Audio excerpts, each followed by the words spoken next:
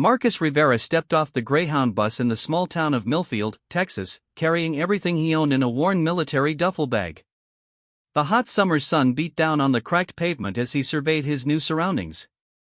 At 28, Marcus looked older than his years, his face weathered by experiences most people couldn't imagine. But what drew the most stares from the locals gathering at the bus stop wasn't his battle-scarred appearance or his quiet intensity, it was the elaborate tattoo covering his entire right forearm. The intricate design featured a trident piercing through a skull, surrounded by waves and what appeared to be foreign symbols. To the casual observer, it looked like typical military ink, perhaps even gang-related artwork. The elderly woman clutching her purse tighter and the store clerk who quickly looked away had no idea they were looking at one of the most prestigious military decorations that could never be removed from skin. Marcus had chosen Millfield precisely because it was unremarkable. After 12 years in the Navy SEALs and 3 tours in Afghanistan, he craved anonymity.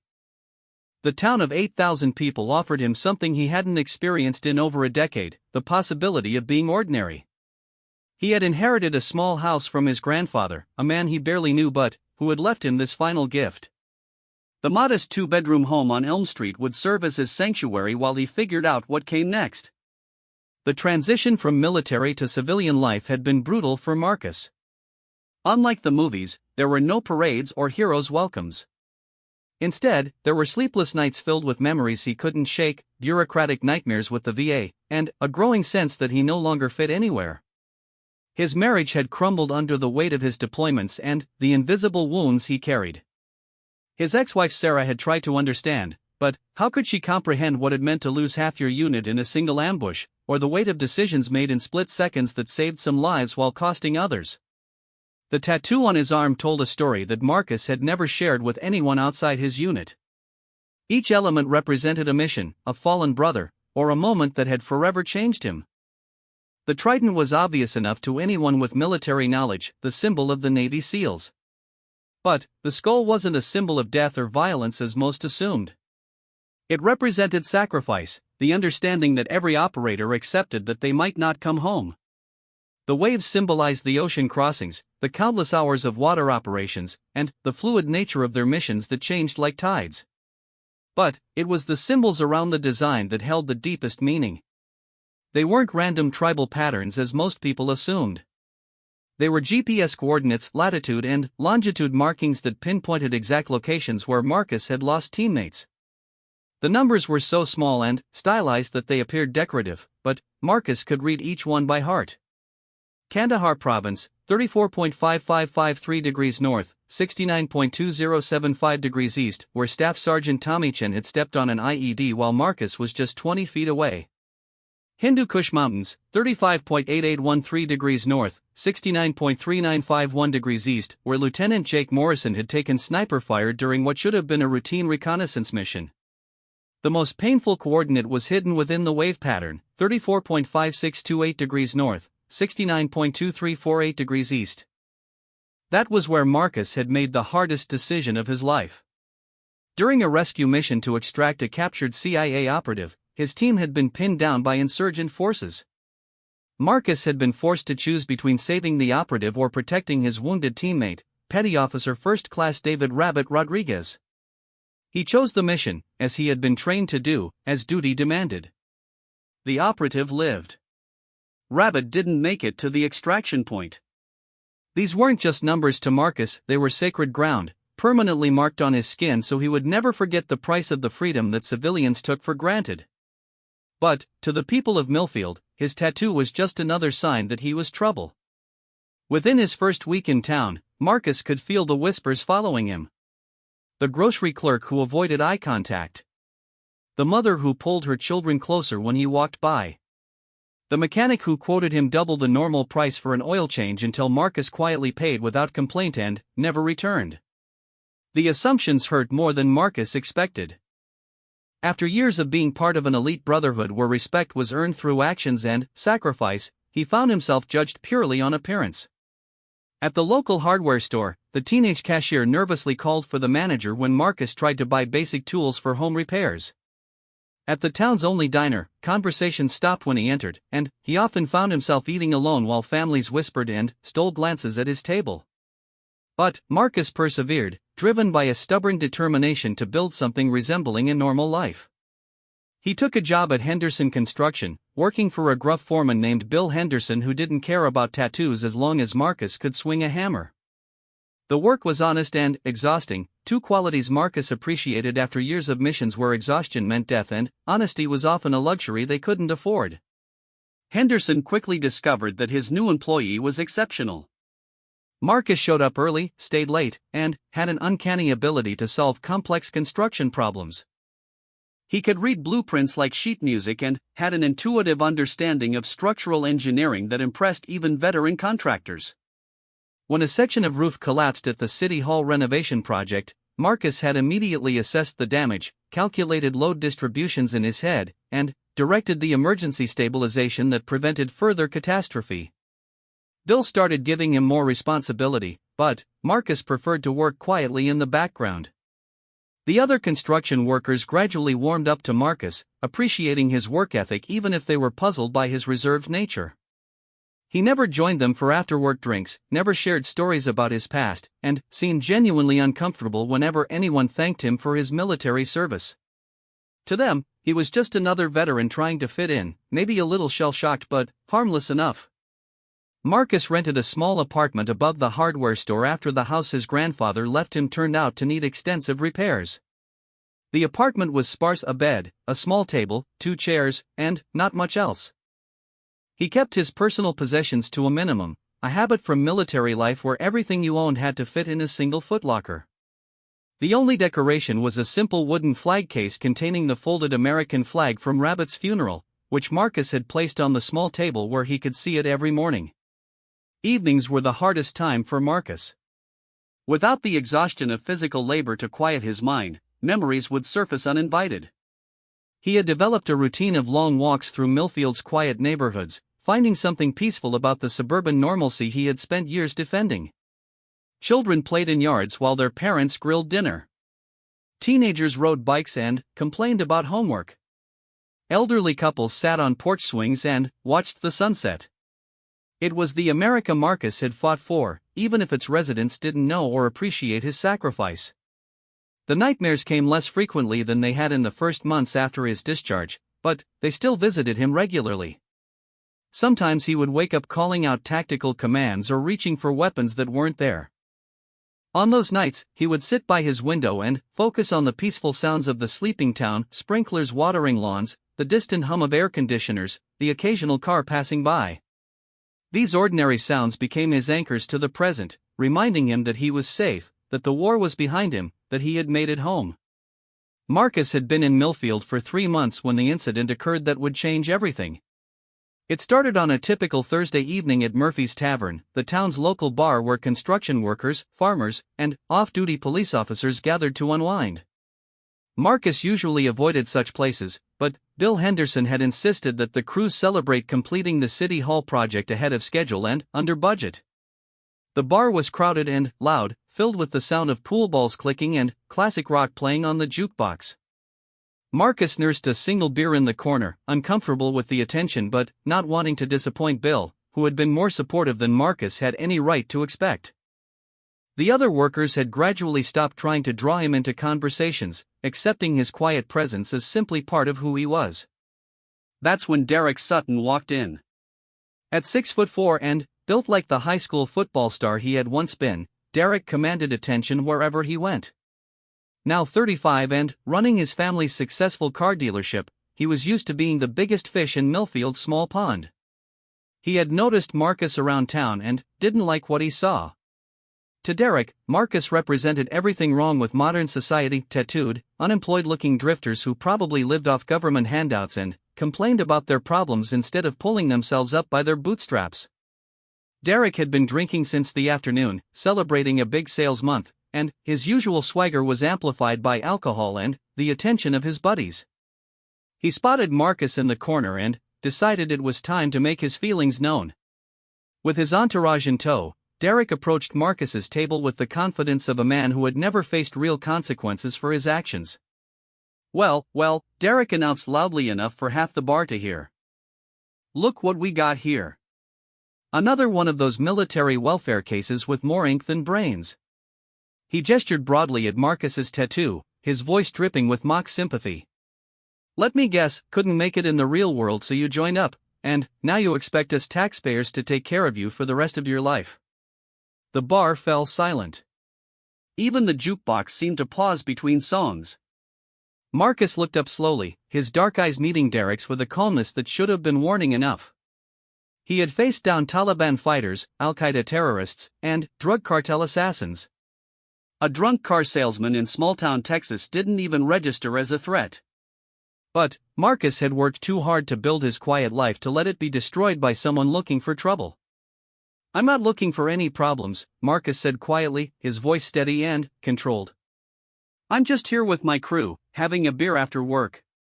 Derek laughed, encouraged by what he mistook for weakness. "Work? You call swinging a hammer work? I bet that fancy tattoo cost more than you make in a month. What's it supposed to be anyway, some kind of gang symbol?" "Maybe you should have spent that money on job training instead of trying to look tough." Marcus felt the familiar tightness in his chest, the physiological response his body had learned from countless life-or-death situations. His training kicked in automatically, assess the threat, identify exits, calculate response options. But this wasn't Afghanistan. This was Murphy's Tavern in Millfield, Texas, and Derek Sutton wasn't a Taliban fighter. He was just a drunk bully who had no idea what he was dealing with. "It's not a gang symbol," Marcus said, still maintaining his calm demeanor. "It's military." "Military?" Derek scoffed. "Right. I suppose you're going to tell me you're some kind of special forces hero?" Every loser with a tattoo claims he was a Navy SEAL these days. "You probably spent your whole service pushing papers in some air-conditioned office and got that tattoo to impress girls at bars." The words hung in the air like a challenge. Around the bar, people shifted uncomfortably. Bill Henderson started to stand up, recognizing that the situation was escalating, but Marcus caught his eye and shook his head slightly. This wasn't Bill's fight, and Marcus didn't want his boss getting involved in something that could hurt his business. "I never said I was Special Forces," Marcus replied, though technically that wasn't true. The Navy SEALs were special operations, but Marcus had learned that most civilians didn't understand the distinction. "I just served my country and now I'm trying to build a life here like everyone else." Derek's friends were egging him on now, enjoying the entertainment and the attention. "Come on, Derek," one of them called out. "Make him prove it. If he's really military, he should be able to fight, right?" This was exactly the kind of situation Marcus had hoped to avoid by coming to Millfield. He could end this confrontation in about 3 seconds. Derek would be unconscious on the floor before his friends knew what happened. Marcus had killed men with his bare hands, had been trained in 17 different forms of combat, and had reflexes honed by years of split-second life-or-death decisions. But violence would only prove Derek's point and destroy the quiet life Marcus was trying to build. Instead, Marcus stood up slowly, his movements controlled and deliberate. At 5'10", he was shorter than Derek, but there was something in the way he carried himself that made several people step back instinctively. It wasn't aggression, it was the quiet confidence of someone who had nothing to prove because he had already proven everything that mattered. "I'm going to leave now," Marcus said, pulling a 20 from his wallet and placing it on the table. "I hope you have a good evening." He turned toward the door, but Derek wasn't finished. Humiliated by Marcus's refusal to engage and emboldened by alcohol, Derek grabbed Marcus's arm and spun him around. "Don't walk away from me when I'm talking to you, you fake soldier piece of—" Derek never finished the sentence. In one fluid motion, Marcus had broken Derek's grip, stepped to the side, and positioned himself where Derek's momentum would work against him. It wasn't a fight, it was a masterclass in controlled violence. Derek found himself face down on the floor with Marcus's knee in his back and his arm twisted at an angle that made it clear any further movement would result in a broken bone. "I asked you nicely to leave me alone," Marcus said quietly, his voice barely audible over Derek's groans. "I'm going to let you up now, and we're going to pretend this never happened. You're going to go back to your friends, and I'm going to go home. And tomorrow we're all going to act like adults. Do you understand?" Derek nodded frantically, all his earlier bravado evaporated. Marcus released him and stood up, straightening his shirt as if nothing had happened. He looked around the bar, meeting the eyes of the shocked witnesses, his expression calm and slightly apologetic. "Sorry about the disturbance," he said to the bartender, then walked toward the door. But, as Marcus reached the exit, Derek's humiliation boiled over into rage. Ignoring his friend's attempts to restrain him, Derek grabbed a pool cue and charged at Marcus's back. "You son of a bitch!" Marcus heard the movement and spun around, but he wasn't the only one who reacted. Bill Henderson and 2 other construction workers intercepted Derek before he could reach Marcus. In the struggle, Derek swung the pool cue wildly, catching Bill across the shoulder and sending him crashing into a table. That changed everything. Marcus might walk away from insults directed at himself, but he wouldn't stand by while his boss, the man who had given him a chance when no one else would, got hurt defending him. Before Derek could swing again, Marcus was there, moving with the fluid precision of someone who had been trained to end threats quickly and efficiently. This time, Derek didn't get up immediately. When the police arrived 15 minutes later, they found a bar full of witnesses with remarkably consistent stories. Derek Sutton had started a fight with an unprovoked attack on a quiet construction worker. The construction worker had defended himself and his boss. Derek was lucky to escape with just a concussion and a broken nose. Officer Janet Martinez had been a cop in Millfield for 12 years and had dealt with Derek's drunken antics before. She took statements from witnesses, checked on Derek's condition, and prepared to file the standard disturbing the peace and assault charges. But something about Marcus bothered her, not in a negative way, but in a way that made her professional instincts kick in. There was something about his bearing, his controlled responses to her questions, and the way he had handled the situation that didn't fit with the usual bar fight dynamics she was used to.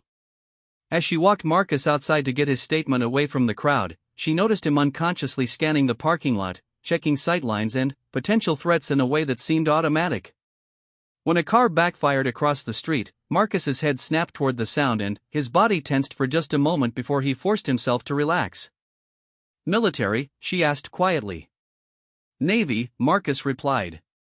"Discharged 8 months ago." Officer Martinez nodded, understanding more than Marcus realized.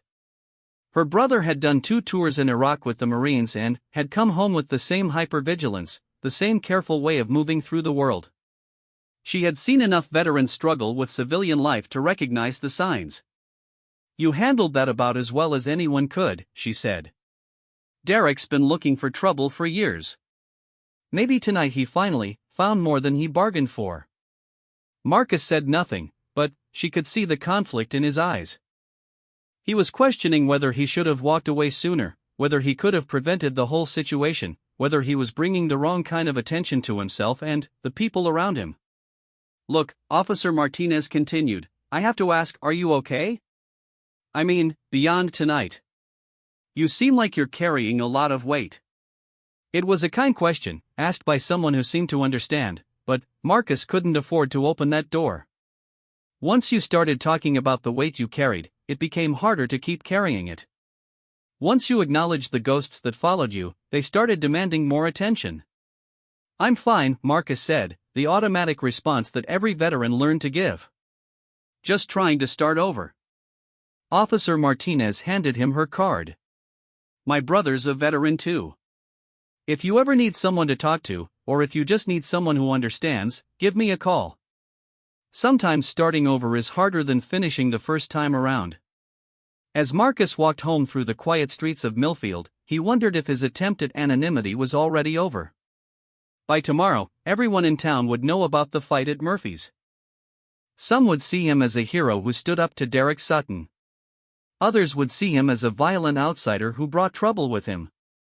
Very few would see him as what he really was, a warrior trying to learn how to live in peace. The tattoo on his arm seemed heavier than usual as he climbed the stairs to his apartment. Each coordinate, each symbol, each memory it represented felt like a chain connecting him to a past he couldn't escape. Marcus had survived firefights, ambushes, and missions that officially never happened. But he was beginning to wonder if he would survive the hardest battle of all, the fight to become just another civilian in a small town that would never understand what he had sacrificed for their peace of mind. As he settled into his sparse apartment, Marcus made a decision. Tomorrow he would go to work as usual. He would ignore the stares and whispers. He would continue building the quiet life he had promised himself. And if anyone asked about his tattoo again, he would give them the same non-answer he always did. Because the truth about what those symbols meant, about what he had done and what he had lost, wasn't something that could be explained to people who had never held a dying friend in their arms or made decisions where wrong meant death for everyone counting on you. The truth was something Marcus would carry alone, hidden in plain sight on his skin, in a small town that would never know how much one quiet man with a meaningful tattoo had sacrificed to keep them safe. The news of the confrontation at Murphy's Tavern spread through Millfield like wildfire, but not in the way Marcus had expected. Instead of being branded as a troublemaker, he found himself reluctantly cast as the man who had finally stood up to Derek Sutton. For years, Derek had bullied his way through the town, using his family's money and influence to escape consequences for his behavior. Now, suddenly, people were approaching Marcus with newfound respect, sharing their own stories of Derek's past transgressions. Mrs. Eleanor Hutchins, the 73-year-old librarian, stopped Marcus on the street 3 days after the incident. She was a slight woman who had intimidated generations of Millfield children with her stern demeanor and eagle eye for misbehavior. Marcus had expected criticism, but, instead, she surprised him. "That Sutton boy needed someone to teach him manners 20 years ago," she said firmly, adjusting her glasses as she looked up at Marcus. His grandfather would be rolling over in his grave seeing what Derek became. "You did this town a service, young man." Similar encounters followed throughout the week. The grocery clerk who had previously avoided eye contact now smiled and asked how his day was going.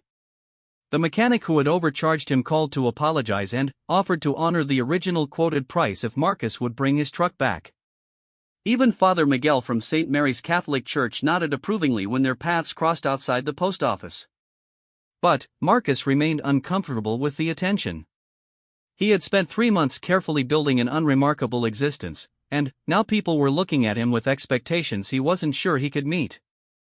Worse, he could see the calculating looks from some residents who were reassessing their initial judgments about the quiet man with the elaborate tattoo. At Henderson Construction, the dynamics had shifted as well.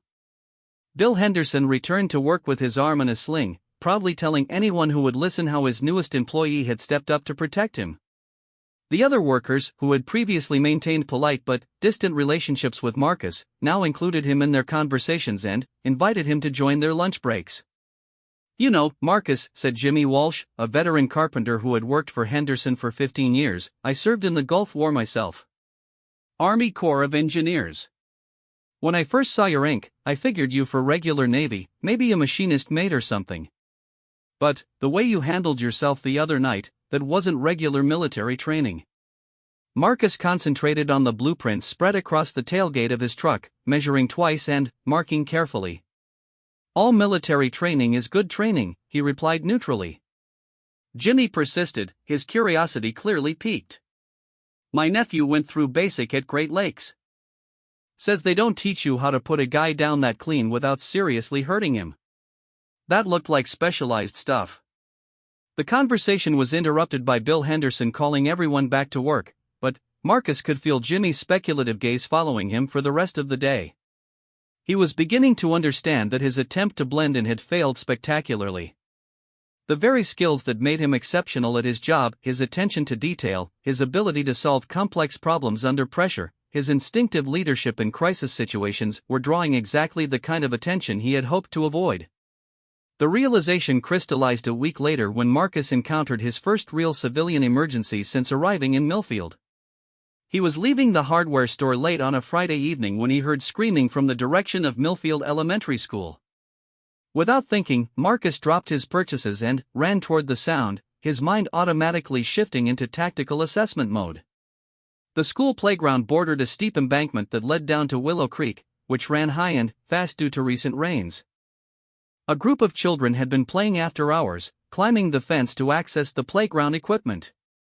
8-year-old Tommy Brennan had tried to retrieve a football that had rolled down the embankment and had fallen into the swollen creek. The current had swept him 20 yards downstream, where he was clinging to a partially submerged tree branch, too exhausted and frightened to pull himself to safety. By the time Marcus arrived, a small crowd had gathered, including Tommy's mother, Sarah Brennan, who was screaming her son's name from the top of the embankment. Two men were attempting to fashion a rescue rope from jumper cables and extension cords, but the improvised line wasn't long enough to reach the boys safely. Marcus assessed the situation in seconds. The creek was running fast and cold, with debris and obstacles making a direct swim treacherous. The embankment was too steep for a simple rope rescue without proper anchoring points. Emergency services would take at least 10 minutes to arrive, and the boy was weakening visibly. "Does anyone have climbing rope?" Marcus asked, his voice cutting through the panic. "There's some in my truck," called out Pete Morrison, a local contractor. "But it's not long enough to reach him from here." Marcus was already moving, calculating angles and distances in his head. "Bring it anyway. And get those jumper cables. I need someone to call 911 and someone else to get me a flotation device, a life jacket, an inner tube, anything that floats." His calm authority cut through the chaos. Without being asked, people began following his instructions. Someone produced a cooler that could serve as flotation. Pete Morrison returned with 50 feet of climbing rope. A teenager volunteered to run to the nearby marina to find a life jacket. But Marcus knew they didn't have time to wait. Tommy's grip was weakening, and hypothermia would soon make rescue impossible even if they could reach him. Marcus began stripping off his shirt and boots, revealing more of the tattoo that had already marked him as different in this town. "You can't go in there," Sarah Brennan said frantically. "The current's too strong. You'll both drown." Marcus looked at her with the same calm intensity he had shown at Murphy's Tavern. "Ma'am, I've done water rescues before. I know what I'm doing. But I need everyone to stay back and let me work." What Marcus didn't say was that he had conducted water operations in conditions far more dangerous than Willow Creek. He had rescued downed pilots from rough seas, extracted assets from hostile harbors, and conducted infiltrations through waters filled with enemies. But explaining his qualifications would raise questions he wasn't prepared to answer. Instead, he secured one end of the rope around a sturdy oak tree, tested the knots with professional precision, and tied the other end around his waist with a bowline that wouldn't slip under pressure. He entered the water upstream from Tommy's position, using the current to help carry him to the boy while maintaining control with the safety line. The water was shockingly cold, but Marcus had trained in conditions that would have killed most people. He reached Tommy just as the boy's grip failed, catching him as he slipped from the branch. Tommy was semi-conscious and blue with cold, but alive. Marcus positioned the boy against his chest in a rescue carry and began the careful process of working back to shore, using the rope and his knowledge of water dynamics to navigate the treacherous current. The rescue took less than 5 minutes from start to finish, but to the watching crowd, it felt like hours. When Marcus finally dragged Tommy onto the muddy bank, the boy was breathing but needed immediate medical attention. Marcus immediately began checking for injuries and signs of hypothermia, his hands moving with the practiced efficiency of someone who had performed triage under fire. "He's going to be okay," Marcus announced as the ambulance arrived, "but he needs to get warm and checked for water in his lungs." As the paramedics took over Tommy's care, Marcus retrieved his shirt and boots, trying to avoid the stares and questions from the gathered crowd. But escape was impossible. Sarah Brennan was crying and trying to hug him. Pete Morrison was shaking his hand and calling him a hero. Even Sheriff Martinez, who had arrived with the paramedics, was looking at him with newfound respect and curiosity. "That was some professional-level water rescue technique," Sheriff Martinez observed quietly as the crowd began to disperse. "Most civilians would have ended up needing rescue themselves." Marcus shrugged, uncomfortable with the praise. "I used to be a strong swimmer." "Used to be a lot of things, I imagine," the sheriff replied. "Good thing for that boy." The next morning, Marcus's picture was on the front page of the Millfield Gazette under the headline "Local Hero Saves Drowning Child." The article, written by eager young reporter Jessica Chen, described Marcus as a modest construction worker and military veteran who risked his life to save 8-year-old Tommy Brennan.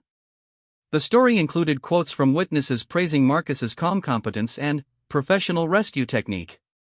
But it was the photograph that really caught people's attention. The image showed Marcus pulling Tommy from the water, his tattoo clearly visible on his muscular forearm. What had previously been dismissed as gang symbols or meaningless decoration now took on different significance.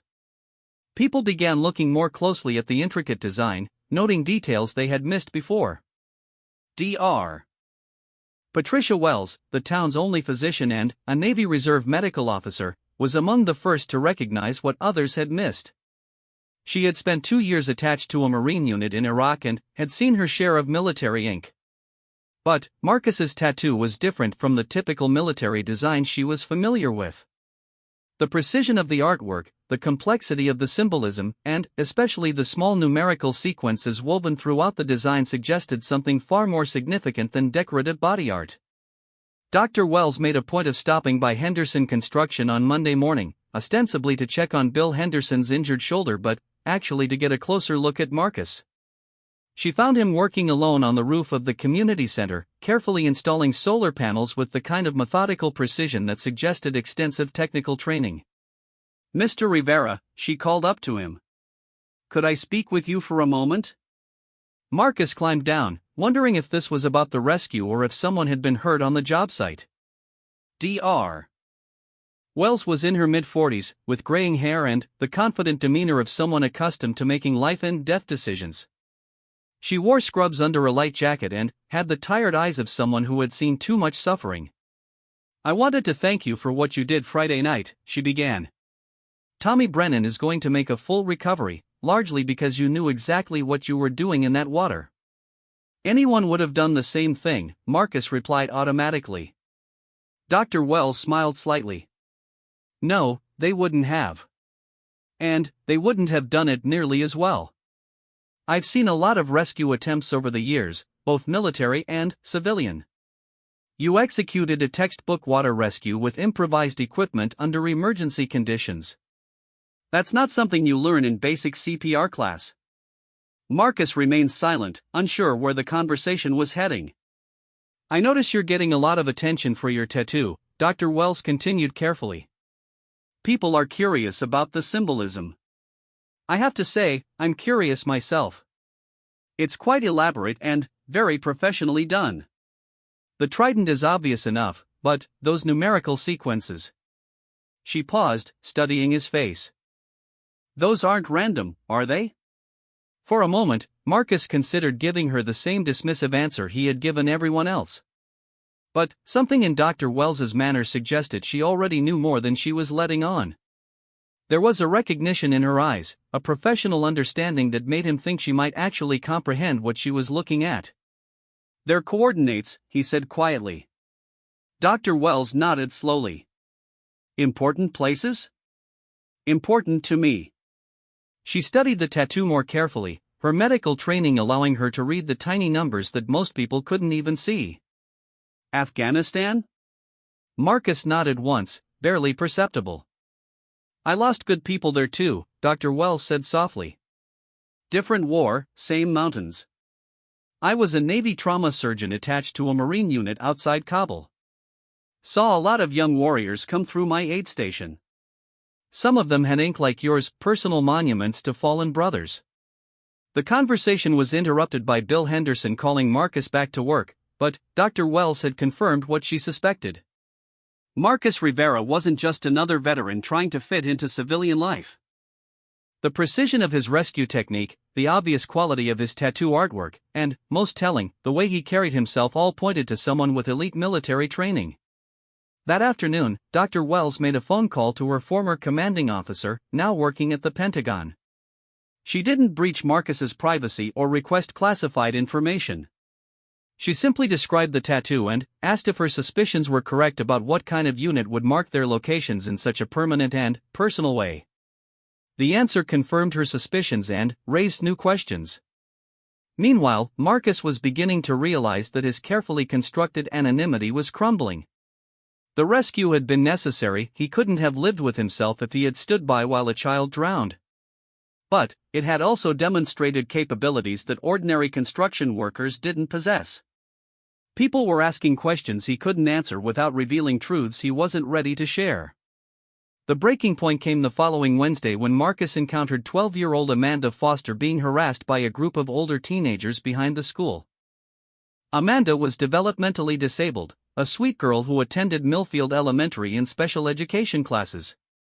The 5 teenagers, led by 16-year-old Ryan Keller, were forcing her to give them her lunch money and threatening to hurt her if she told anyone. Marcus was walking to the convenience store during his lunch break when he heard Amanda crying. His protective instincts, honed by years of defending the innocent in war zones, kicked in immediately. But this wasn't Afghanistan, and these weren't enemy combatants. They were just kids, mean, bullying kids, but still children. "Hey," Marcus called out, his voice carrying enough authority to make all 5 teenagers look up. "What's going on here?" Ryan Keller was the kind of teenager who had learned that size and aggression could intimidate adults who didn't want to deal with confrontation. He was already 6 feet tall, played varsity football, and had never encountered real consequences for his behavior. His father was the town's mayor, and his mother served on the school board. He was used to getting away with things. "Nothing that concerns you, old man," Ryan said dismissively. "Just having a conversation with Amanda here about borrowing some lunch money." Marcus looked at Amanda, who was pressed against the brick wall of the school building, clutching her Hello Kitty backpack and trying not to cry. He could see the fear in her eyes and the cruel satisfaction on the teenagers' faces. It was a dynamic he had seen before in different contexts, the strong preying on the weak because they could. "Amanda," Marcus said gently, "are these boys bothering you?" She nodded quickly, then looked terrified that she had admitted it. "It's okay," Marcus assured her. "Why don't you go on inside to your teacher? Tell her Marcus from the construction site says you should stay inside until these boys leave." "She's not going anywhere until we're done talking," Ryan said, stepping between Marcus and Amanda. "And neither are you. This isn't your business." Marcus felt the familiar calm settle over him, the same focused tranquility that had kept him alive through countless dangerous situations. But this required a different kind of precision. He couldn't simply neutralize the threat as he had been trained to do. He had to de-escalate a situation involving minors without using the skills that would have ended the confrontation in seconds.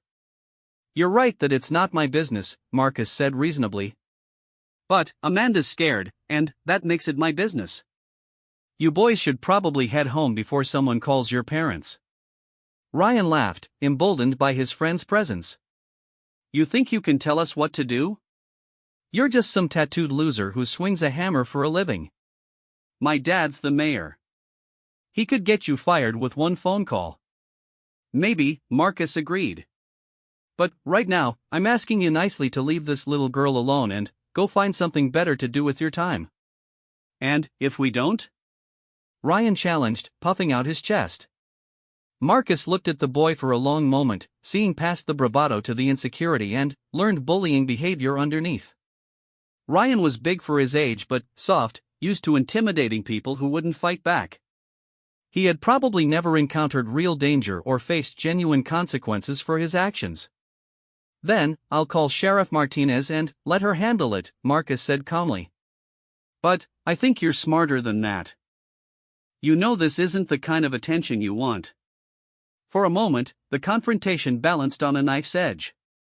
Ryan was clearly used to backing down adults who didn't want to deal with the complications of confronting the mayor's son.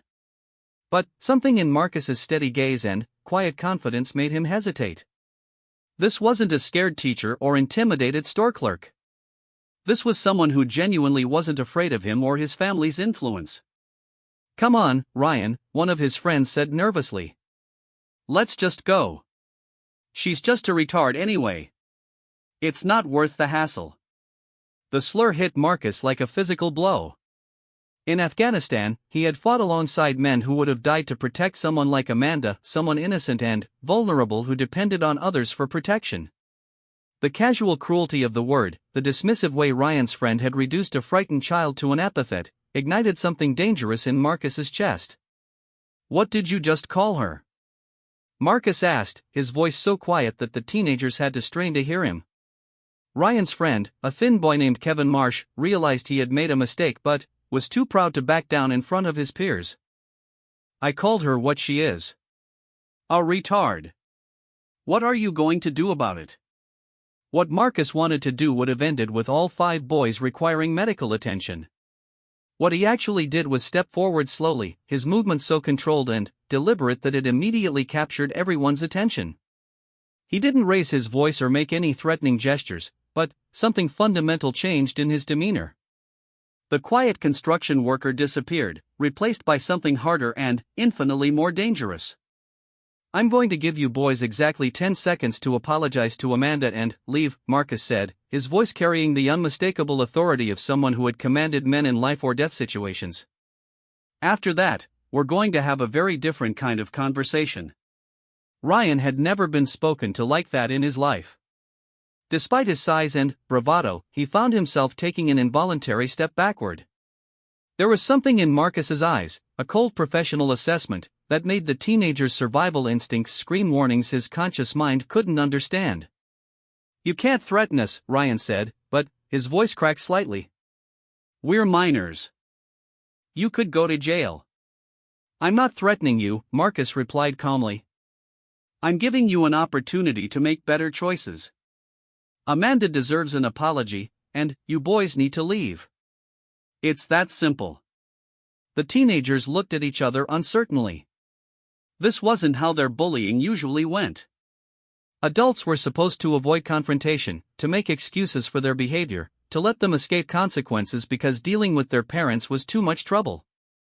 But Marcus stood there with the patience of someone who could wait all day for them to make the right decision, and the quiet confidence of someone who wasn't worried about what would happen if they made the wrong one. Sorry, Kevin mumbled finally, his earlier bravado completely deflated. Not to me, Marcus said. To Amanda. One by one, the boys offered grudging apologies to the frightened girl.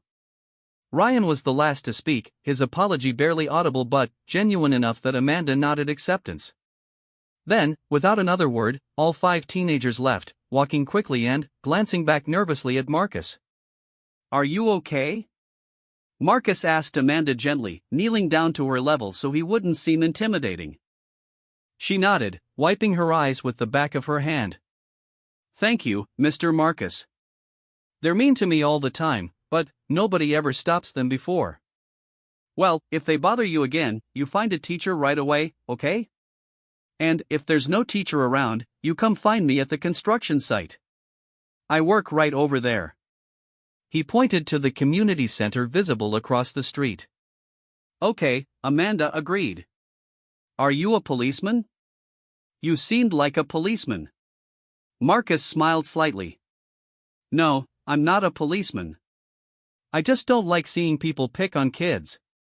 As Amanda headed back into the school, Marcus realized that word of this incident would spread just as quickly as news of the bar fight and the water rescue. 3 times now he had demonstrated capabilities that ordinary construction workers didn't possess. People were going to start asking harder questions, and eventually someone was going to dig deep enough to find answers Marcus wasn't ready to provide. That evening, Sheriff Martinez knocked on Marcus's apartment door. She had received reports about the incident behind the school from 3 different sources, including a teacher who had witnessed the end of the confrontation from a classroom window. You're becoming quite the local hero, she observed when Marcus let her in. Seems like every week there's another story about you stepping up to help someone. Marcus offered her coffee, which she accepted, settling into one of his 2 chairs and looking around the sparse apartment with professional interest. Comfortable, she commented. Reminds me of military housing. Everything you need, nothing you don't. It works for me, Marcus replied, pouring coffee into 2 mismatched mugs. I talked to Ryan Keller's father today, Sheriff Martinez continued. Mayor Keller wanted to know if I was going to press charges against you for threatening minors. Marcus tensed slightly. And? I told him that according to my witnesses, you de-escalated a bullying situation without laying a hand on anyone involved. That's exactly what we want citizens to do when they see something wrong. She sipped her coffee thoughtfully. But it got me thinking about patterns. What kind of patterns? The kind where a quiet newcomer keeps finding himself in situations that require very specific skill sets. Water rescue. conflict de-escalation, crisis management, Physical intervention when necessary, but always controlled, always proportional. She studied Marcus over her coffee mug. Those aren't skills you develop working construction. Marcus remained silent, uncertain how much Sheriff Martinez suspected or how much he should reveal. I did some checking, she continued conversationally. Called some contacts I have in military law enforcement. Didn't mention your name or anything specific. Just asked some general questions about what kind of training produces the skill set I'd been observing. Marcus waited, knowing she was leading somewhere but unsure where. You know what they told me? Sheriff Martinez asked. They said the combination of water operations expertise, hand-to-hand combat skills, crisis leadership, and tactical thinking I described usually points to Special Operations Forces. Navy SEALs specifically. The words hung in the air between them. Marcus felt the careful walls he had built around his privacy beginning to crumble. Sheriff Martinez wasn't making accusations or demands. She was simply laying out her professional observations and waiting to see how he would respond. I never claimed to be anything special, Marcus said finally. No, you haven't. But you haven't denied it either. Sheriff Martinez leaned forward slightly. Look, I'm not trying to violate your privacy or put you in an uncomfortable position. But this is a small town, and people are starting to notice things. Better they hear the truth from someone who can control the narrative than let rumors and speculation take over. Marcus understood what she was really saying. His cover was blown, not through any dramatic revelation but through the simple accumulation of evidence that he was far more than he pretended to be. The question now was whether he would continue the charade or acknowledge what people were already beginning to suspect. What people think they know and what's actually true aren't always the same thing, Marcus said carefully. Sheriff Martinez nodded. Fair enough. But sometimes the truth is simpler than the speculation. And sometimes it helps people understand why someone might prefer to keep a low profile after serving their country in ways most of us can't imagine. She stood to leave, placing her empty mug in Marcus's small sink. For what it's worth, she added, I think you're exactly the kind of person this town needs, regardless of what your military record looks like. You've helped people, you've handled yourself with integrity, and you've shown kids like Amanda that someone will stand up for them when they need it. After Sheriff Martinez left, Marcus stood at his window looking out at the quiet streets of Millfield. The town that had initially judged him for his appearance was now looking at him with new eyes, seeing not just the tattoo but the man behind it. The anonymity he had sought was gone, replaced by a growing recognition that he was someone unusual, someone with skills and experiences that set him apart. But perhaps most unsettling was the realization that his attempt to hide his identity had been doomed from the start. You couldn't spend 12 years becoming the best at what you did, couldn't develop the instincts and capabilities that defined elite operators, and then simply turn them off to blend in with civilian life. When crises arose, training took over. When innocent people needed protection, muscle memory kicked in. When leadership was required, natural authority emerged. Marcus was beginning to understand that the question wasn't whether people would discover his secret, but what they would do with that knowledge when they did. And, somewhere in the back of his mind, a new worry was taking shape. If word of his presence in Millfield reached the wrong people, if his carefully hidden location became known to those he had fought against, his quiet new life could become very dangerous very quickly. The war in Afghanistan was officially over, but Marcus knew that for men like him, men who had operated in the shadows and made enemies in dark places, the war never really ended. It just moved to new battlefields, and sometimes those battlefields were small towns in Texas where people thought they were safe from the violence of the wider world. As he prepared for bed, Marcus wondered if his attempt to find peace in Millfield had instead brought danger to the very people he was trying to live among. The thought kept him awake long into the night, listening to the sounds of a town that had no idea how much their newest resident had sacrificed to keep places like theirs safe, or how much danger his presence might bring to their doorstep. The first sign that Marcus's carefully guarded secret was about to be exposed came from an unexpected source. 3 weeks after the incident with the teenagers, Jessica Chen, the young reporter who had written about Tommy Brennan's rescue, received a phone call that would change everything. The caller identified herself as Commander Sarah Mitchell, Public Affairs Officer for Naval Special Warfare Command. She had seen the newspaper article online and was interested in verifying some details about the rescue. What started as a routine fact-checking call quickly became something much more significant when Commander Mitchell cross-referenced the name Marcus Rivera with recent SEAL operations. "I'm sorry, could you repeat the physical description?" Commander Mitchell asked, her voice suddenly more alert. Jessica, thinking she was helping with some kind of commendation process, provided details from her notes. Hispanic male, approximately 5'10", athletic build, dark hair. He has an extensive tattoo on his right forearm featuring a trident and what appears to be coordinate numbers. Very professional demeanor, obviously experienced with water operations. There was a long pause on the other end of the line. "Miss Chen," Commander Mitchell said carefully, "I'm going to need you to not publish any follow-up stories about Mr. Rivera until I can contact you again. This is a matter of operational security." Jessica's reporter instincts immediately kicked in. Operational security? What do you mean? Is he in some kind of trouble? "I can't discuss specifics, but I need your cooperation to ensure this individual's safety." "Can I count on you to keep this conversation confidential for now?"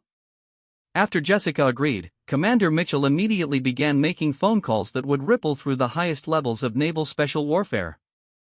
Marcus Rivera wasn't just any former SEAL, he was part of SEAL Team 6, the elite unit that conducted the most classified operations in the most dangerous places on Earth. His service record was so classified that even confirming his identity required clearance that most officers didn't possess. Within hours, a secure communication was sent to Admiral James Morrison, the commander of Naval Special Warfare Command. The message was brief but alarming. Petty Officer First Class Marcus Rivera, recently discharged from classified operations, may have been compromised in civilian location. Immediate assessment required. Admiral Morrison remembered Marcus personally. He had pinned commendations on the young operator's chest 3 times, twice for actions that would never be publicly acknowledged. Marcus had been part of the team that had eliminated high-value targets, rescued captured operatives, and conducted missions that had prevented terrorist attacks on American soil. His discharge had been honorable but necessary. Too many close calls, too many friends lost, and signs of the psychological stress that eventually claimed even the strongest operators. The Admiral made a decision that would have profound consequences for the quiet life Marcus was trying to build. He authorized a security assessment team to travel to Millfield and evaluate whether Marcus's location had been compromised and if his presence posed any risk to operational security or civilian safety. Meanwhile, Marcus remained unaware of the storm gathering around him. He continued his routine of work, solitude, and careful avoidance of attention. But the attention was finding him anyway. Dr. Patricia Wells had been conducting her own quiet investigation, using her military contacts to learn more about the man who had demonstrated such extraordinary competence in crisis situations. Her breakthrough came when she shared Marcus's tattoo description with a former colleague who had worked with special operations medical teams. The description of coordinates incorporated into the design, combined with the obvious professionalism of the artwork, led her contact to make some discreet inquiries. The response was immediate and concerning. The coordinate tattoo style was associated with only the most elite special operations units, and specifically with SEAL Team 6. Dr. Wells understood the implications immediately. If Marcus was former Team 6, his presence in Millfield wasn't just notable, it was potentially significant from a national security perspective. She also understood why he had been so reluctant to discuss his service. Team 6 operators were ghosts, their identities protected even after discharge because the enemies they had made overseas never stopped looking for revenge. The convergence of these investigations created a perfect storm of attention that Marcus was powerless to stop. On a Thursday morning that started like any other, his carefully constructed anonymity began to unravel completely. It began when Sheriff Martinez received a phone call from a man identifying himself as Agent Daniel Torres from the Naval Criminal Investigative Service. Agent Torres explained that they were conducting a routine welfare check on a former service member and needed to verify his current status and location.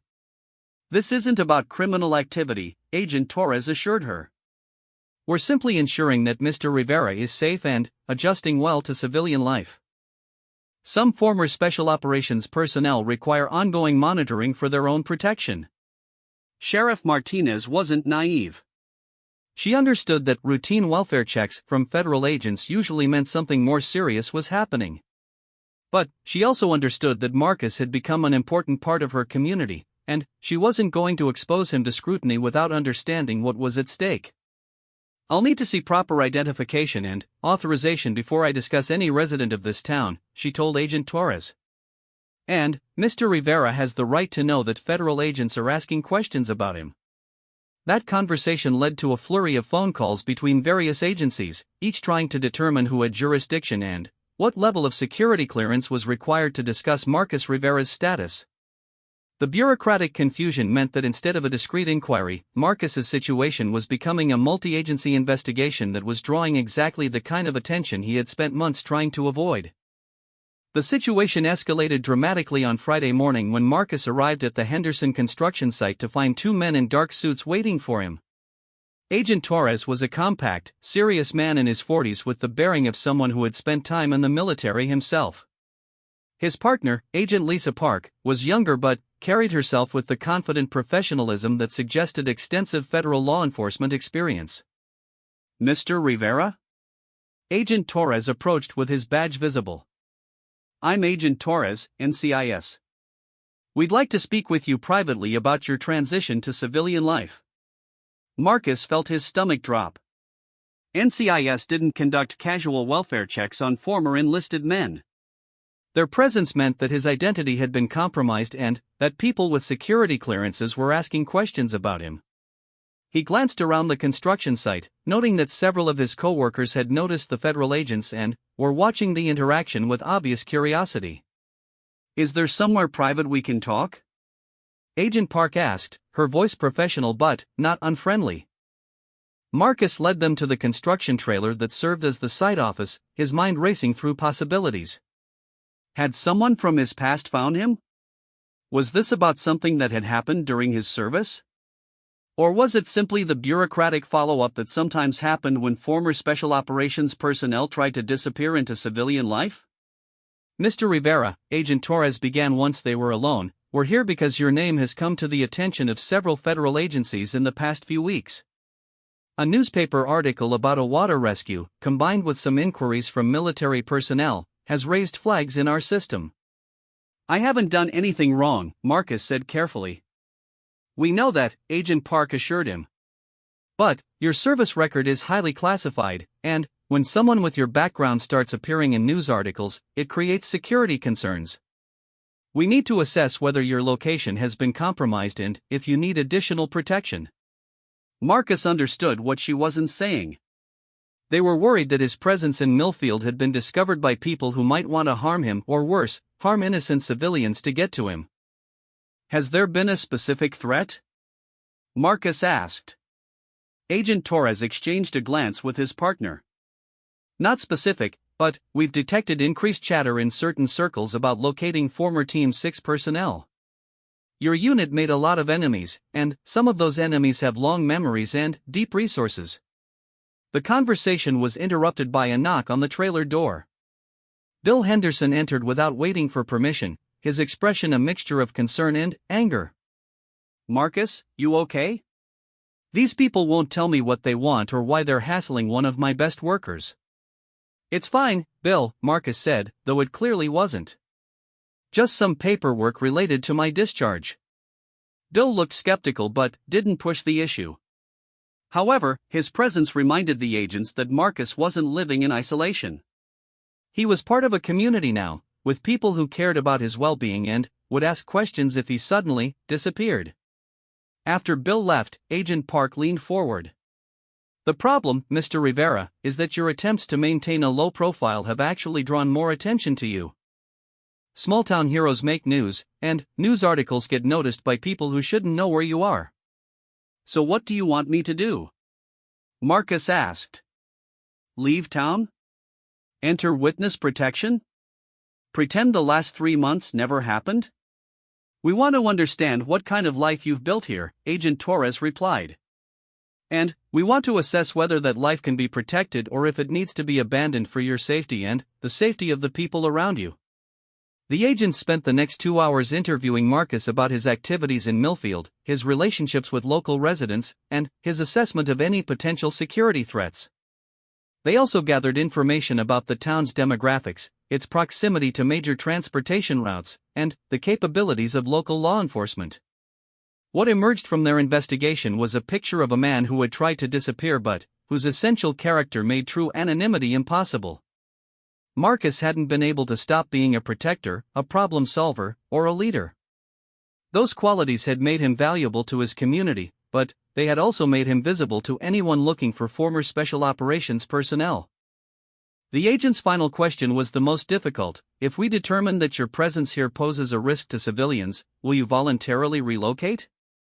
Marcus considered the question seriously. He thought about Tommy Brennan, who might have drowned without his intervention.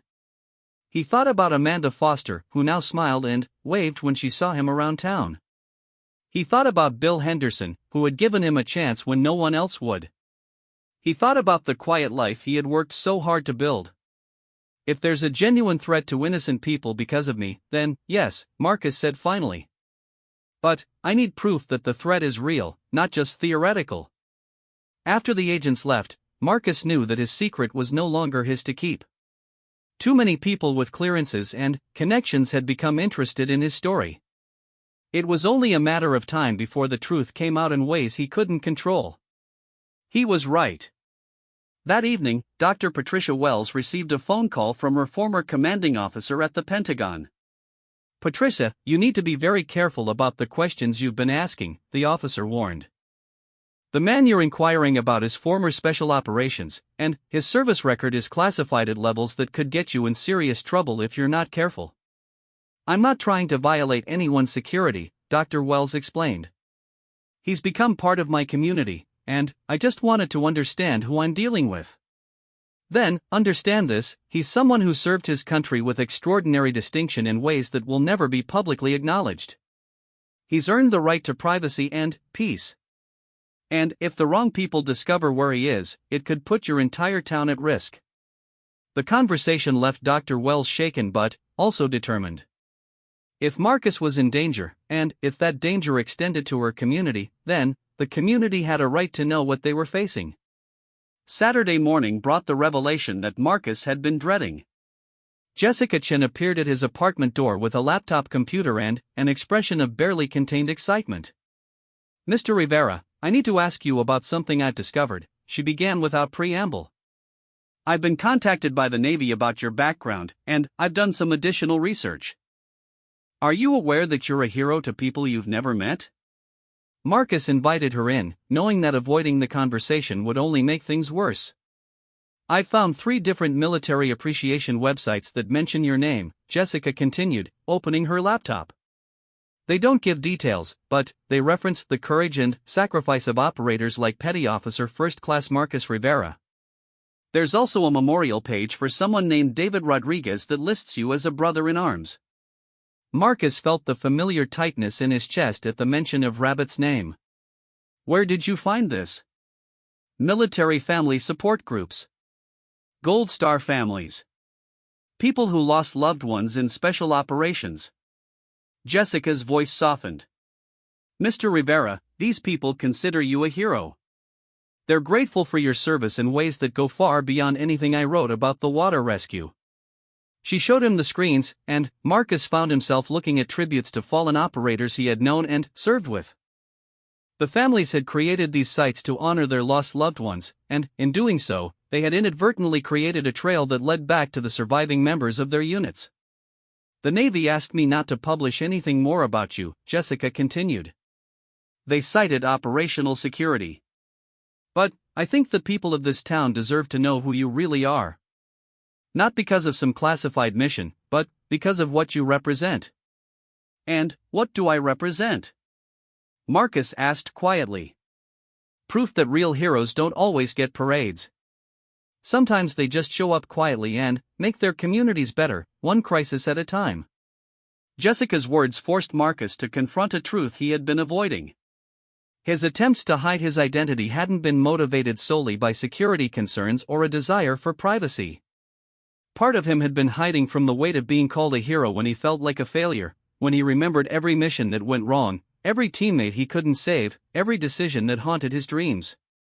"If I tell you the truth," Marcus said finally, "will you promise to tell it responsibly? No sensationalism, no speculation about classified operations, just the story of a veteran trying to find his place in civilian life?" Jessica agreed, and, over the next 2 hours, Marcus shared more of his story than he had with anyone since his discharge. He talked about the brotherhood of the SEALs, the weight of fighting an invisible war against enemies who melted back into civilian populations. He explained the coordinates in his tattoo, the personal memorial he carried with him everywhere. He described the challenge of coming home to a country that was largely unaware of the sacrifices made on its behalf.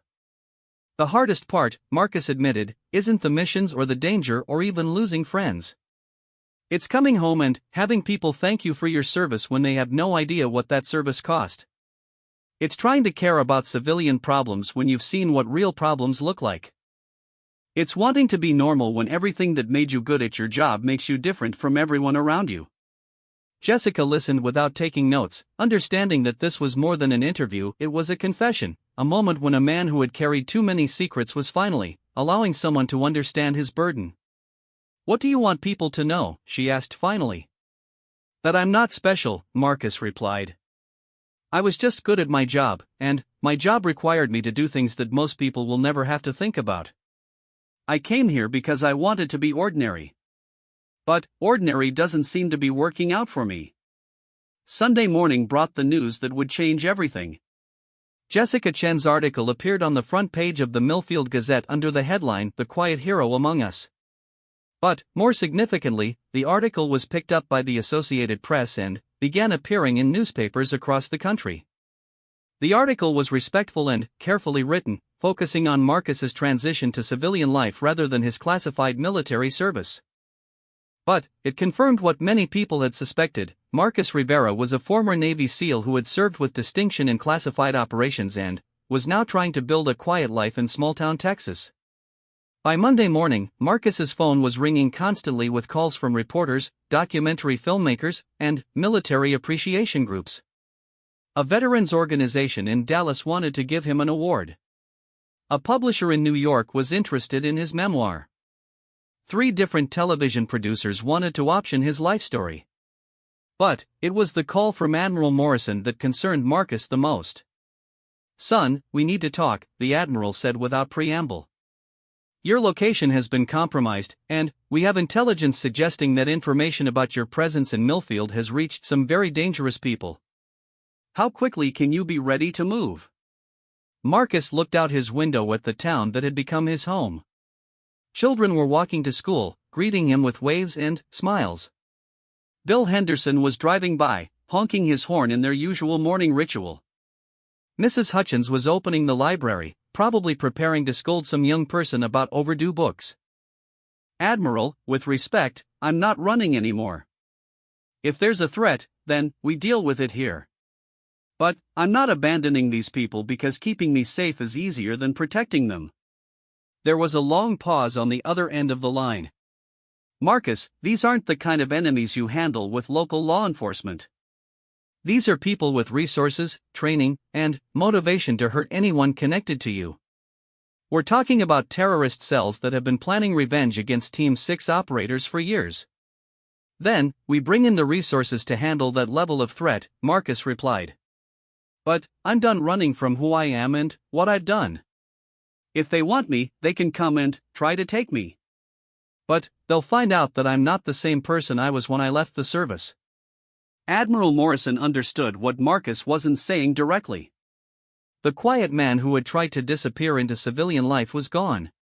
The Navy SEAL who had made enemies in dark places around the world was back, and he was no longer interested in hiding. "All right, son. If that's your decision, then we'll support it.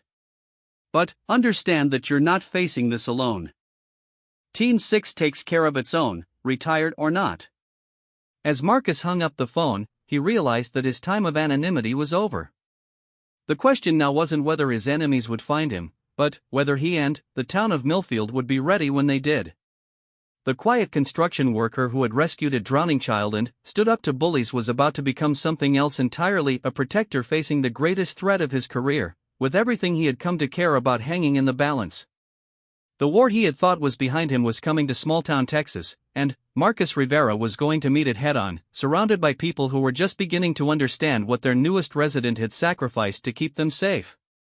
The black SUVs arrived in Millfield on a Tuesday morning, creating an unmistakable ripple of tension through the normally quiet town. 3 vehicles with government plates and tinted windows parked outside the community center where Marcus was overseeing the final installation of the solar panel array. Word spread quickly through the small town's informal communication network, something significant was happening, and it involved their newest resident who had already proven himself to be far more than he initially appeared. Marcus saw the vehicles from his position on the roof and immediately recognized the careful spacing and positioning that indicated a federal security detail. His stomach tightened as he climbed down from the ladder, knowing that this level of response meant the threat against him had escalated beyond theoretical possibility into active danger. The man who emerged from the lead vehicle was immediately recognizable to anyone who had served in naval special warfare. Commander James "Iron Mike" Patterson was a legend within the SEAL community, a career operator who had commanded SEAL Team 6 during some of its most successful and dangerous missions. At 52, he remained physically imposing, with graying hair and pale blue eyes that missed nothing. His presence in Millfield meant that Marcus's situation had reached the highest levels of Naval Special Warfare Command. "Petty Officer Rivera," Commander Patterson said, approaching with the confident stride of someone accustomed to command. "We need to talk." Marcus straightened instinctively, muscle memory from years of military service asserting itself despite his civilian clothes and construction work environment. "Yes, sir." "Relax, son. You're not in the Navy anymore." "But we have a situation that requires your immediate attention and the attention of local authorities." Sheriff Martinez arrived within minutes, having been alerted by concerned citizens about the federal presence in their town. She was followed shortly by Mayor Keller, Fire Chief Thompson, and Dr. Patricia Wells, all of whom understood that whatever was happening involved their community's safety and their newest resident who had become increasingly important to them. Commander Patterson gathered the group in the community center's main hall, posting his security detail at strategic positions that Marcus noted with professional appreciation. The commander's first action was to address the obvious question hanging in everyone's minds. "Ladies and gentlemen, I'm here because Marcus Rivera is not just any former Navy SEAL. He's one of the most decorated operators in the history of naval special warfare, and his service record includes missions that prevented terrorist attacks on American soil, rescued captured operatives, and eliminated high-value targets that threatened national security." The room fell silent as the full weight of Marcus's background became clear. Sheriff Martinez had suspected he was special operations, but even she hadn't imagined the level of classification and importance Commander Patterson was describing. "More importantly for your immediate concerns," the commander continued, "we have credible intelligence that a terrorist cell with connections to organizations Marcus fought overseas has identified his location and is planning to target him and potentially anyone associated with him." Mayor Keller, still smarting from his son's humiliation weeks earlier, spoke up skeptically. "How credible is this threat? And why should our town bear the risk for someone who chose to hide here under false pretenses?" Commander Patterson's expression hardened slightly. "Mr. Keller, the threat is credible enough that I've been authorized to deploy federal resources to protect this community. And Marcus Rivera didn't hide here under false pretenses, he earned the right to live wherever he chooses through 12 years of service that most of us can't comprehend. His presence here isn't a burden on your town, it's an honor." Dr. Wells stepped forward. "Commander, what specific threat are we facing, and what do you need from us?" "We've intercepted communications suggesting that a cell connected to the Haqqani network has been tracking former Team 6 personnel for revenge operations. They've identified Marcus's location through the newspaper coverage and are believed to be planning an assault within the next 72 hours. The Haqqani network was a name that meant nothing to most of the civilians in the room, but Marcus felt his blood run cold. He had conducted multiple operations against Haqqani positions in Afghanistan, including the mission where Rabbit had died. If they had found him, it meant they had been planning this for months or possibly years. What's their likely approach? Marcus asked, his mind automatically shifting into tactical assessment mode. Commander Patterson spread a map of Millfield and the surrounding area on a nearby table. Intelligence suggests a small team, probably 4 to 6 operatives with military training and access to significant weaponry. They'll likely approach during hours when they can maximize civilian casualties while ensuring they can engage you directly. Sheriff Martinez studied the map with growing concern. My department has 12 officers total, and we're not equipped to handle military-trained terrorists with automatic weapons. What kind of support are you providing? I've brought a tactical team from SEAL Team 6, FBI hostage rescue team assets, and coordination with state and federal law enforcement, Commander Patterson replied. But the reality is that this is a small town with limited defensive positions and thousands of innocent civilians. The best-case scenario involves evacuating non-essential personnel and establishing defensive positions around critical infrastructure. And the worst-case scenario? Mayor Keller asked, his earlier skepticism replaced by genuine concern for his constituents. The worst case is that they attack during a time when we can't control civilian movement, during school hours, a public event, or when people are going about their normal routines. They want maximum psychological impact, which means they want casualties.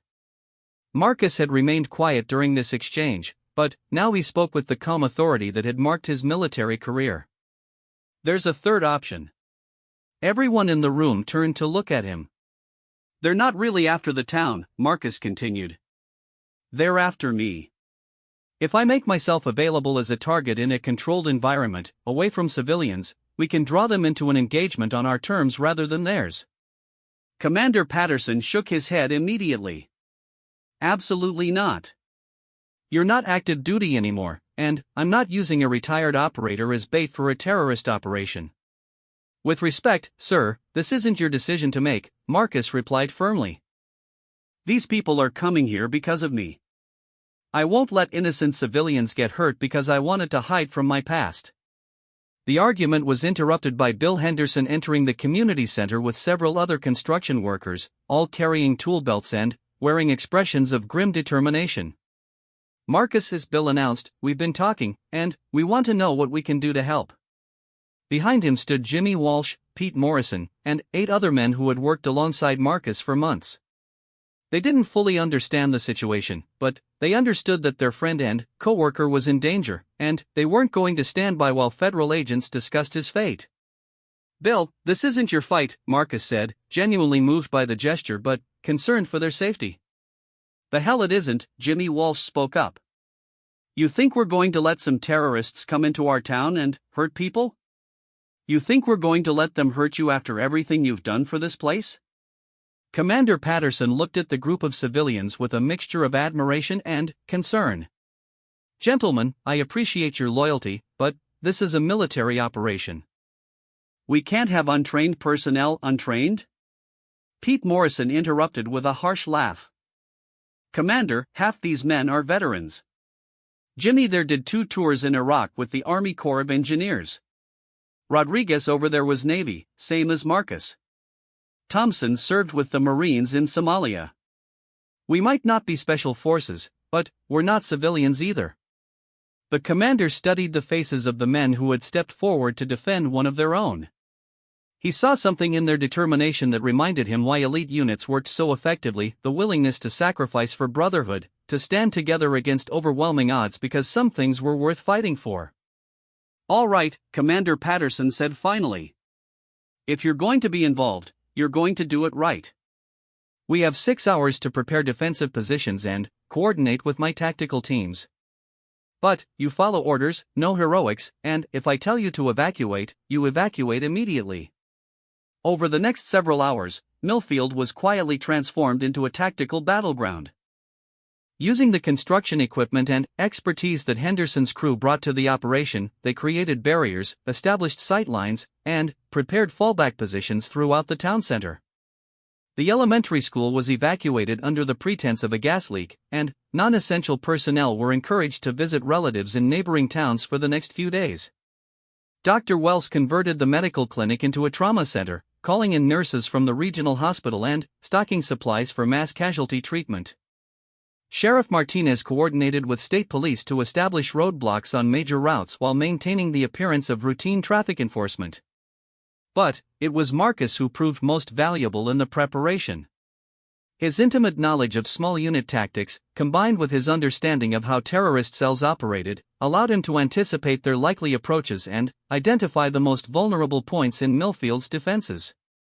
"They'll come at dawn or dusk," Marcus explained to Commander Patterson as they reviewed the defensive plan. "Maximum confusion, civilian traffic at minimum, but enough light to identify targets. They'll want to film the operation for propaganda purposes, which means they need visibility." "What about their extraction plan?" the commander asked. "They won't have one," Marcus replied grimly. "This is a martyrdom operation. They're planning to die here, which makes them infinitely more dangerous because they have nothing to lose." As evening approached, word spread through Millfield's informal networks that something significant was happening. Despite official attempts to maintain normalcy, residents noticed the increased law enforcement presence, the strangers in tactical gear, and the unusual activity around town. Rather than panic, however, the community began to rally around their newest member. Mrs. Eleanor Hutchins appeared at the community center carrying a thermos of coffee and a plate of sandwiches. For the men standing guard, she announced matter-of-factly, "Can't have people protecting our town on empty stomachs." She was followed by other residents bringing food, blankets, and offers of assistance. Sarah Brennan, whose son Tommy had been rescued by Marcus months earlier, arrived with her entire extended family. "Mr. Rivera," she said, approaching Marcus where he was checking communications equipment, "I don't understand everything that's happening, but I know that someone wants to hurt you because of your service to our country. I want you to know that this town stands behind you." The gesture was repeated dozens of times throughout the evening. Families who had initially been suspicious of the tattooed construction worker now understood that he had risked his life repeatedly to keep them safe, both overseas and in their own community. The man they had judged for his appearance was revealed to be someone who had sacrificed everything for their freedom. Amanda Foster's mother brought the developmentally disabled girl to thank Marcus personally for protecting her from the bullies. "She's been telling everyone about how you stood up for her," Mrs. Foster explained. "She wanted to make sure you knew she was praying for you." As night fell, Commander Patterson's tactical teams took their positions while Marcus found himself in the unexpected role of liaison between the federal forces and the townspeople who refused to abandon their community. It was a responsibility he had never trained for, but one that felt more important than any mission he had conducted overseas. At 0300 hours, the perimeter sensors detected movement on the eastern approach to town. 3 vehicles had stopped approximately 2 miles out, and thermal imaging suggested multiple personnel conducting reconnaissance of the town's defensive positions. "This is it," Commander Patterson announced over the radio network. "All units, condition red." "They're here." Marcus felt the familiar calm settle over him as his training took control. But this time was different. Instead of fighting for abstract concepts like freedom and democracy, he was fighting for specific people, for Tommy Brennan and Amanda Foster, for Bill Henderson and Dr. Wells, for Sheriff Martinez and even for Mayor Keller. These weren't strategic objectives, they were friends, neighbors, and adopted family. The attack began at 0427 hours with a coordinated assault on 3 fronts. The terrorist cell had indeed planned for maximum psychological impact, using explosives to breach the town's outer defensive ring while laying down suppressing fire that forced the defenders to take cover. But they had underestimated both the preparation of their targets and the determination of a community defending itself. The construction equipment barriers channeled the attackers into predetermined killing zones where Commander Patterson's SEAL teams waited with overwhelming firepower and superior positioning. More significantly, they had underestimated Marcus Rivera himself.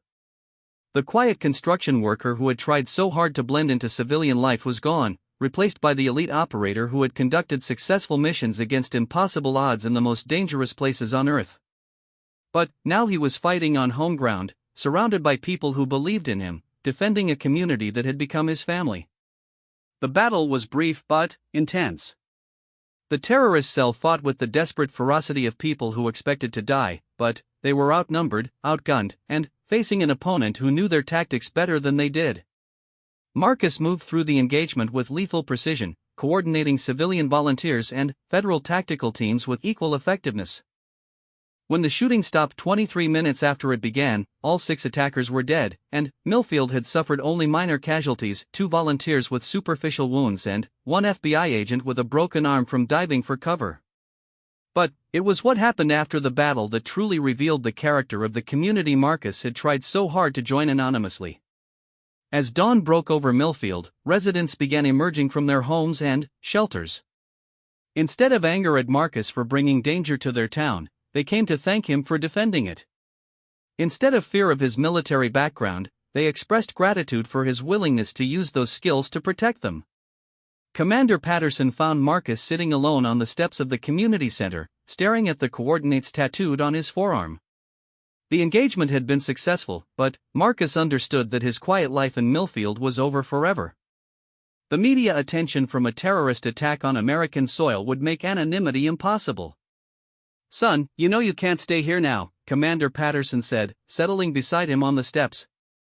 "This will be national news within hours. Every terrorist organization in the world will know exactly where you are." "I know," Marcus replied quietly. "But, for the first time since I left the service, I feel like I'm exactly where I'm supposed to be." "What do you mean?"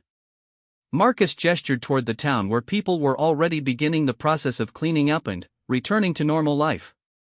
Children were walking to school under the watchful eyes of parents who would never again take their safety for granted.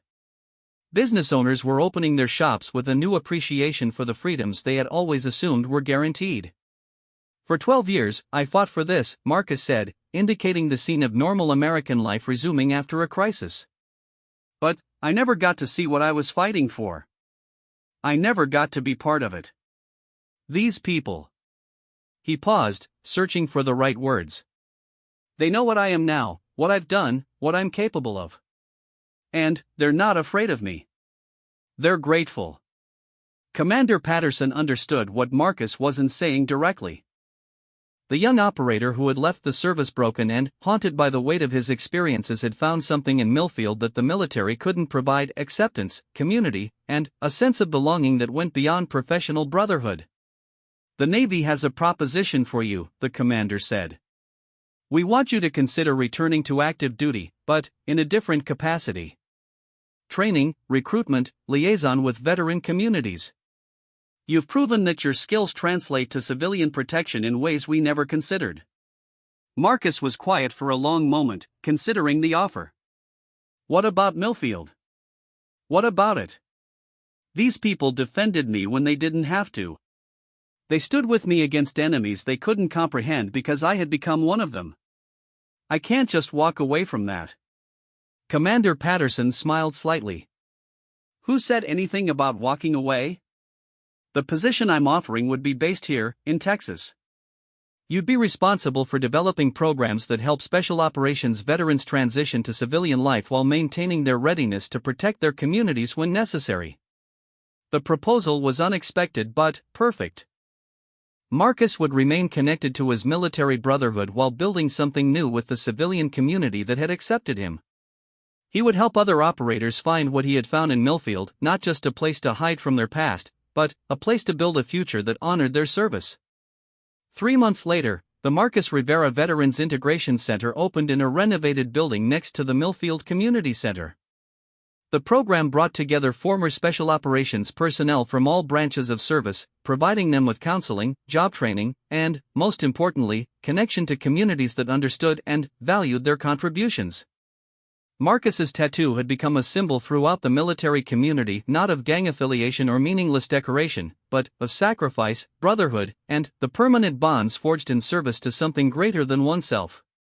Veterans from across the country came to study the coordinate tattoo tradition, learning to incorporate their own service memories into permanent memorials that honored fallen friends while celebrating their own survival.